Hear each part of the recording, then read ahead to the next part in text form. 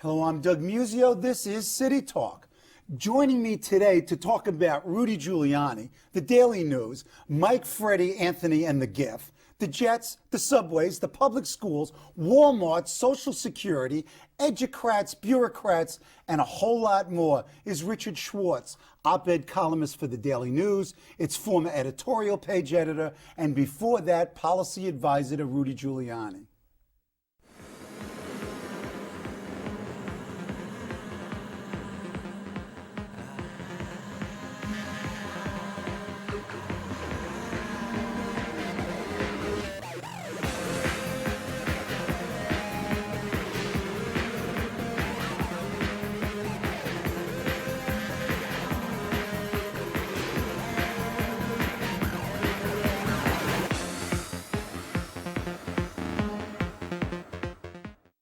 Richard, welcome.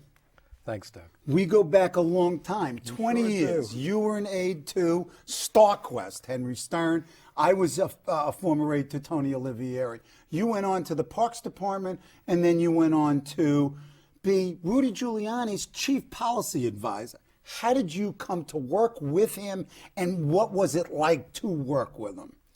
Well, coming to work with him was a function of our friend StarQuest, of Henry Stern, who was the head of Citizens Union at that time. Oh, right.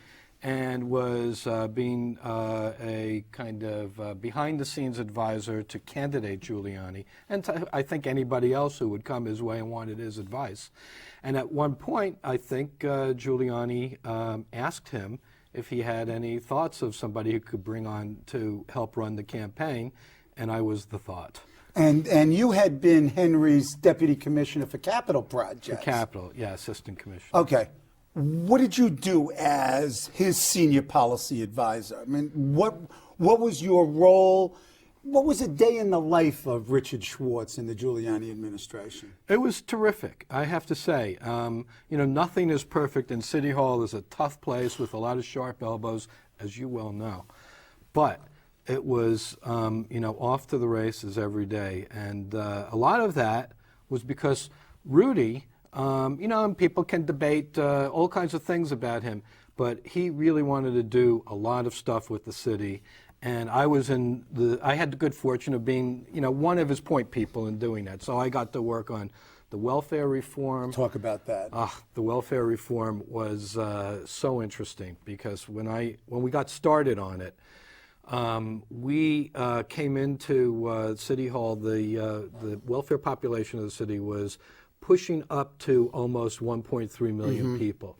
So at that time, and the population was about 7.4 million for the city. It wasn't, you know, at the stellar heights now of 8.1 million. And we'll talk more about that as well. So that was almost 1 out of every 6 people in the city was on welfare. And I think across the board there was a bipartisan view that that's too much. There's just too much of a run-up. And you can't have that many people who aren't capable of living, you know, on their own 2 feet. And so we started in, and guess who our top advisor was? Senator Moynihan.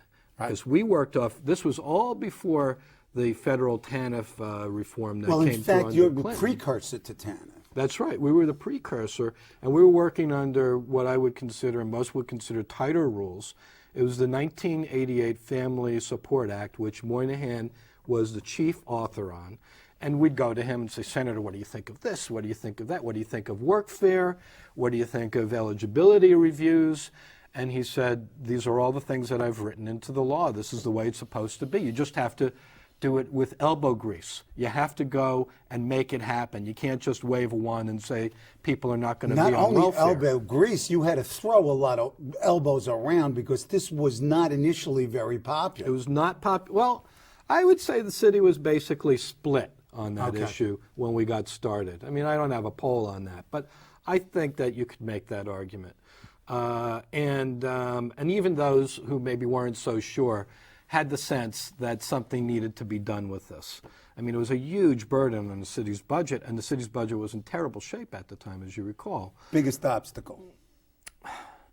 The biggest obstacle was reorganizing the HRA, the Human Resources Administration bureaucracy.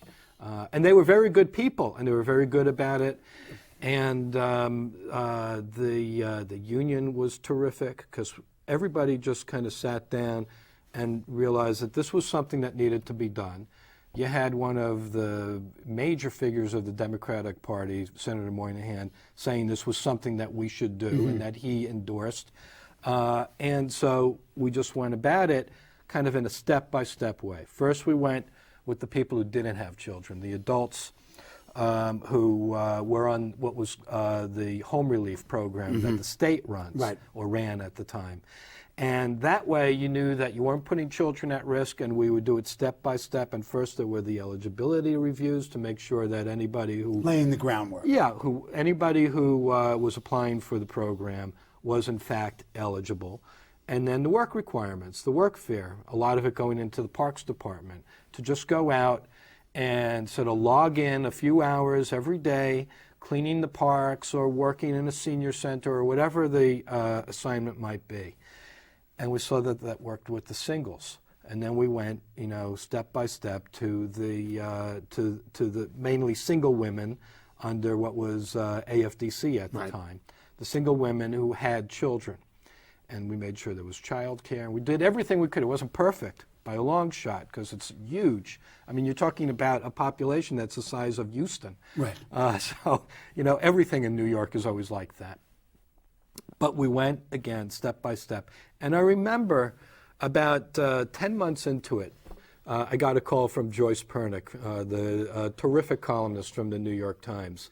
And she said, Richard, I have to say, I went out, I looked at some of the people who were doing workfare assignments, mainly in Prospect Park, mainly women, single women who had children. And I wasn't sure what to expect. I was a little bit dubious about what I would see in the end. But I have to say, it's pretty good. A little validation. Yeah. And that was, to me, it wasn't the biggest event of all time, but to me, I knew that was kind of like the turning point. Like if somebody who is, you know, liberal-minded but fair-minded, like Joyce, comes out and looks at it and sees and decides what she sees is pretty good, then I felt like we must be doing it right for the most part. As a policy maker and policy analyst, was there another moment at which you said, aha, this is it, we've got it? Was it a report, numbers? Was there anything, or was it just this accumulation of evidence? It was accumulation. It was step by step. And also, the way we approached it wasn't top down. We didn't tell everybody we said we want to do eligibility reviews. We modeled it off of a program that already existed in Westchester County. So we wanted to do eligibility reviews. We wanted to do workfare. But we left the bureaucracy and we left the union to kind of sit down and figure out how they would do it. And they did. And they came up with a million things that I would never have thought of. And that was, I think, the best way to do it. Let all those minds out there have been working on this issue. And many of them, I would say, frustrated with the issue, feeling that, you know, a lot of people were getting on the rolls who shouldn't be on the rolls. A lot of people were staying on the rolls who really should be moving off the rolls. Well, long and short of it is now we're down to, I think, about 430,000 people on welfare. Biggest disappointment as policy advisor in terms of either a policy that didn't succeed or a policy that you believed would have succeeded, but for various reasons, either the mayor or someone else stopped it. I mean, any disappointments there? I would say there weren't many. There were a lot of privatization projects that we wanted to do. And I'm not talking about Social Security privatization, which we'll get to. We definitely will get to that. I'm talking about going out with different city services, which was the real state-of-the-art thinking at the time, 10 years ago, and contracting out a piece of it. We went to the Parks Department and contracted out a couple of maintenance districts. We were going to go contract out maybe one or two districts for the sanitation department. We were looking to contract out some of the vehicle maintenance programs for the city. We did some of those, in fact. One big privatization that we did get done was selling WNYC radio to the WNYC Foundation because the feeling was the city shouldn't be in the radio business. And we also I think I was mad at you for that. But we'll go on. And we also owned the TV station. Right. And there was really no terrific use of it. There was some use for ethnic foreign language programming, which was a good thing, but it just didn't amount to enough in, I would say, Rudy's view, that we should, continue with it. And a lot of other people felt the same way. So we put the whole package up. And the foundation came in and said, we'll buy the radio station and we will, support you in selling the TV station. TV station sold, I think, for $220 million. And then with the $20 million from the radio station, that was a deal of about $250 million, which I would say was pretty good money. But all in all, privatization as an approach we didn't to get government to do services? as much as I think we all wanted to do, but the ground shifted a bit, because once we were on the cusp of moving ahead with some of those, the welfare reform was moving so quickly that, in effect, the unions, which had lots of issues with privatization, obviously, because that affects them. But the whole idea with the privatization was to make people compete, just to get people to do a better job, and then hopefully, at the end of the day, you're giving it all back to the public sector, but they've kind of made themselves more efficient because they had to compete. Sure.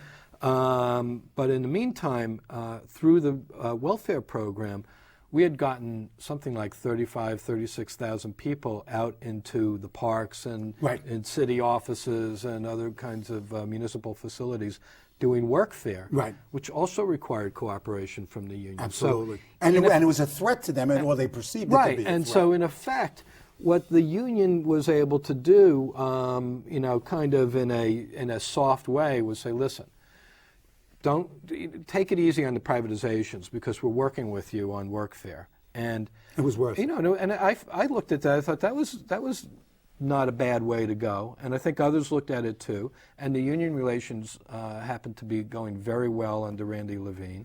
And so I think it wasn't sort of a conscious one meeting, sit down and figure this out. It was sort of just evolving that way. And you said, like, this workfare program is turning out pretty well, and they've got thousands of people in the parks department. Parks are looking great, and the sanitation department is cleaning the. I mean, they had a huge impact on making the city look clean again, which everybody viewed as, along with the policing activities and other improvements in quality of life, one of the big quality of life successes of the 1990s. Well, that just didn't happen. Right. I mean, there were people who did that. And then the other benefit that I saw coming out of that was that major employers came along and said, I see these guys who are the workfare people. I see them working. So I actually believe that they're doing something of real value. How can I hire them? Okay. So this is a success as well. Yeah, I would say. Okay. Now, you move from the Giuliani administration, action every day, 8 o'clock meetings. You're in the middle of the mix. You're a master of the universe. Then you move into private consulting, but then you end up at the Daily News as the editorial page editor. And a lot of us are out there scratching our heads and say, wait a minute, how does Schwartz get from Rudy's policy guy to editorial page editor? I'm not even going to ask you that question. You're the editorial page editor. What does the editorial page editor of the News do? How does it work? Your best editorials, your worst editorials, big mistake? Own up, come on. It's first of all, it's a group effort. They have a terrific editorial board over there. And a couple of years before I got there, they had won a Pulitzer Prize for their series on the Apollo Theater, exposing all the problems there. They had won a lot of prizes. So wait a minute. Let me go back. Who makes you the editorial page editor? The publisher. Mort Zuckerman. Go ahead. Right. And what? I mean, I didn't have the journalism background, but I had the policy background, or at least that was the thought. You can debate it. No, we'll give you that. Discuss. And so when you have some people like you do at the board who are that good, Michael Aronson, Karen Zodick, Doug Fiden was on the board at the time. Alex Durazinski, who's So now you've the got editor of AM New independent York. people of intellectual heft. How do you decide what to do? How do You you meet decide? every morning. You look. Everybody's read the papers. Right. This is a job where You have to read the paper. You read the papers. It's Okay. like cafe society, Okay. right? You're reading the paper, but you really have to read them. I mean, you have to, you have to get through everything, and you have to really know what's going on out Right. there. And then you read the wire services to see what's happening right now. Right. You're checking TV. You're checking, what the other reporters on the paper So are this is working an on for all that day. day. I mean, does So it have switch during the day?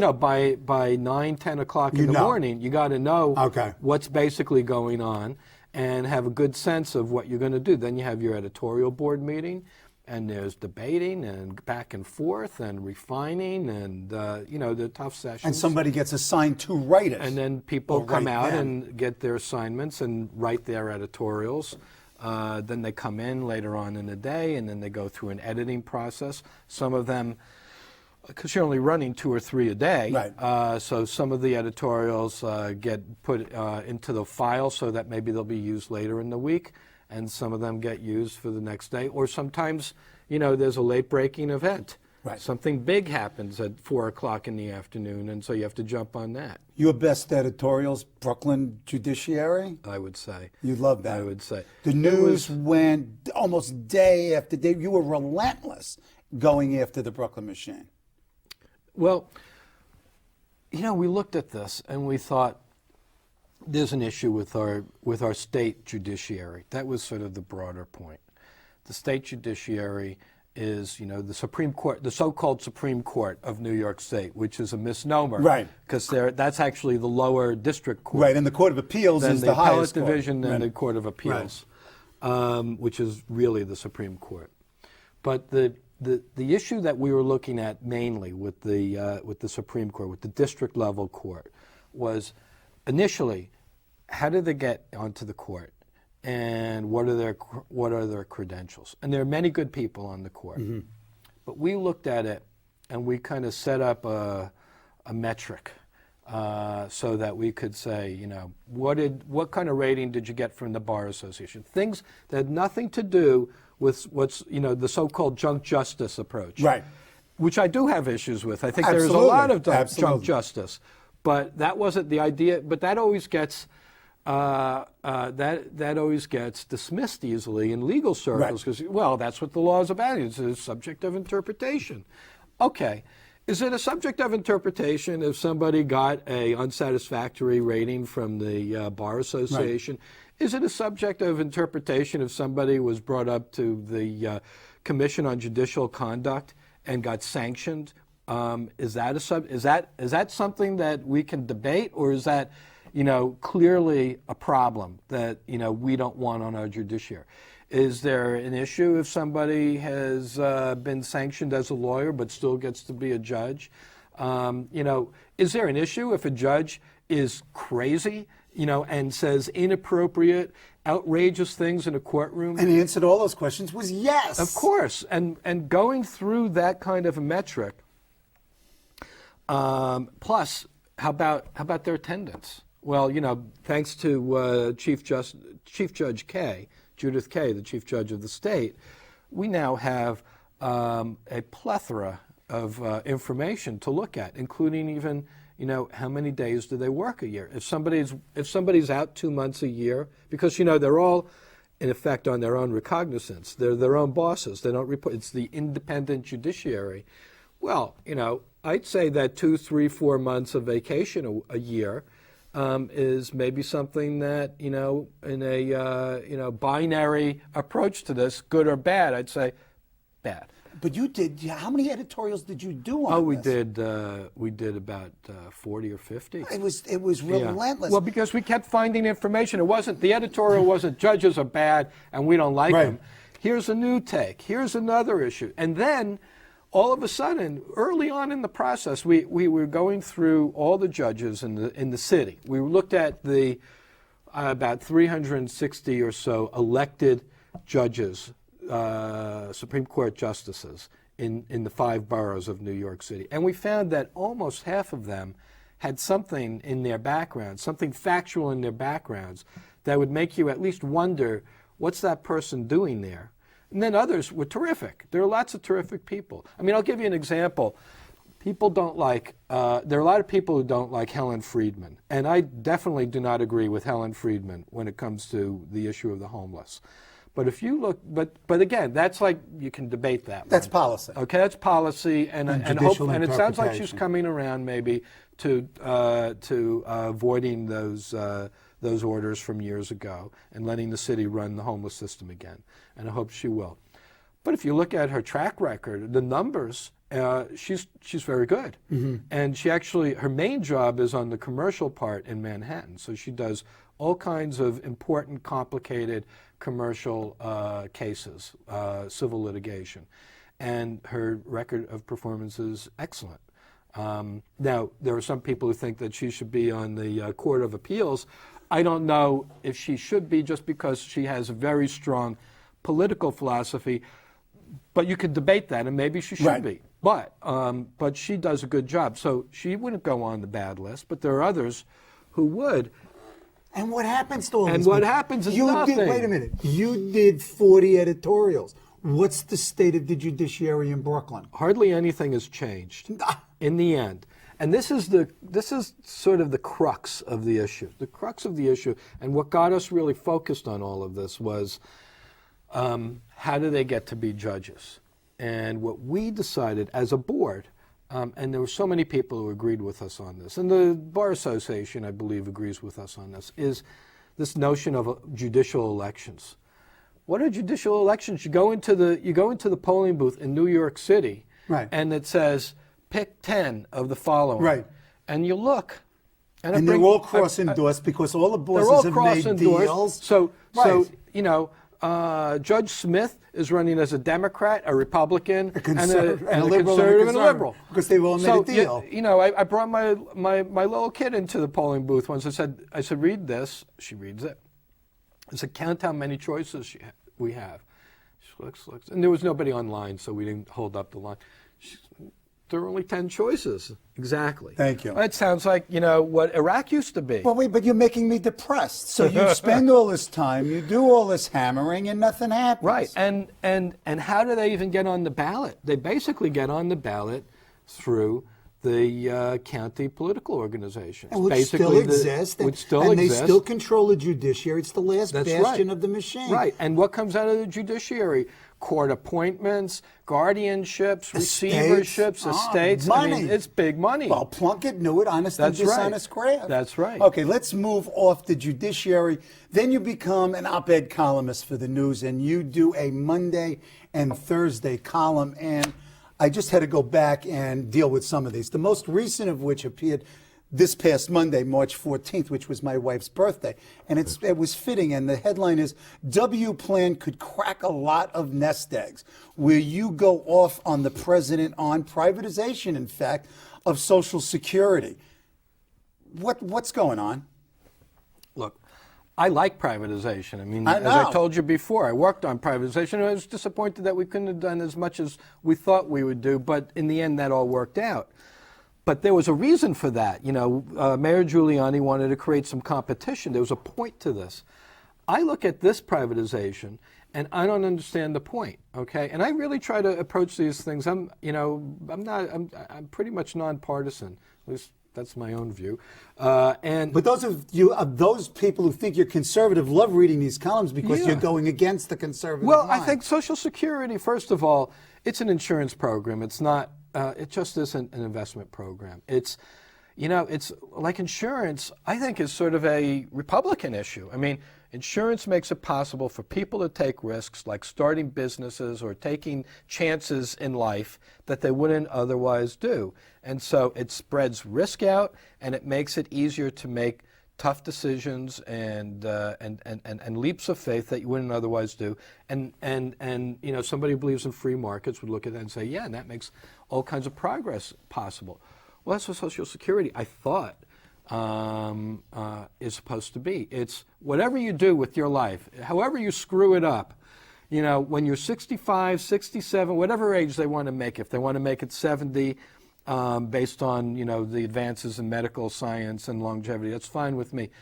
But whatever you screw up in life, you can have your Social Security. Okay, now I think the date here is 1950, and that's why you're on one side and I might be on the other. I was born in 47, so I'm on the good side of Social Security. I'm going to get it. You were born when? 58. You're in trouble. Yeah. Okay, let's move off Social Security because I promised Giff, Freddie, Mike, and we got to talk about all this stuff.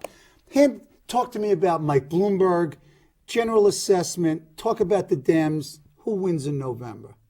Predict. If I had to predict right now, I'd say it's still going to be Bloomberg. Why? He's not that far behind in the polls, and he's certainly got the money to buy those extra points. Is the money going to be dispositive? Well, is he going to buy this election? It's not about buying the election. I mean, because or is it? It's a broader picture than that. And I think Freddie is going to mount a very strong challenge. So you see him as I the see Democrat? him probably. I mean, like anything can yeah, happen. No, I mean, we still have 7 months, that's 6 right. months before the primary, right. 11 so before anything, the election. people self-destruct, all kinds of things happen. But if you had to pick right now, predict right now, you'd say that Freddie is probably going to be the Democratic nominee, and people know him, and he's got good brand name recognition. The thing that Bloomberg doesn't have is all those years in politics. I mean, yeah, he's out there being mayor, and that keeps him out, in the public spotlight. But you it's use still the word tin ear to describe the mayor. Sometimes. Okay. Sometimes he can have a tin ear. I think he could do a better job when it comes to issues like spending and taxation. People really feel it. A lot of people, if you poll them, might say, yeah, well, it costs a lot of money to run the city. But when they get their taxes raised, they feel much differently. And, you can't take that lightly. And businesses feel it, too. And so, putting through the biggest real estate tax increase in the city's history, 18.5%, back in November of 2002, a year after he got elected, pledging that he wouldn't raise taxes. I mean, that's a tough situation. Can he lose his base, though? Can he lose a Republican primary to Tom Agnew-Benny? I mean, is a Markey scenario I don't possible? think so. So he's got that clear. This is also what he's got going. It's not just that he has the money to kind of, I would say, make up for the fact that he doesn't have 30 years of experience as a politician, refining and twisting and contorting his personality to become, something that that's everybody pretty negative wants view to of love. politicians. I but know, go ahead. but it does. We don't have enough time for me to argue about that. It does happen. So his public persona doesn't click like some others might.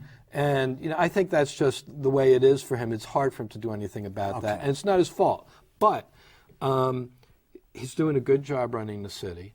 Crime rate keeps coming down. And the budget, even though I take issue with some of these tax issues, I think overall, the fiscal management is pretty good. The city's population continues to grow. Schools are, maybe not as fast as we want them to, but they are taking, baby steps towards improvement. Okay, last 10 seconds. Jet Stadium. Sticky issue, hurt the mayor? It's not a great issue for him, but you never know how that's going to flip. I mean, last week, all of a sudden the Giants said maybe we want to come into the same stadium. Nah. Now, that's probably not going to happen. But who knows, it's a little bit fluid. It's not a great issue to have to run your reelection off of. But I would say it all gets cleansed out on July 5th. If we get the Olympics, then you look like a genius by wanting that stadium. And if you don't, you're in trouble. If you don't, I think you get a month of bad press and lots of brickbats, and then you're on to the next thing. We have to stop here, but you have to come back on July 7th and talk about the Olympics and a lot more. My Terrific. pleasure. Mine too. Time went too fast.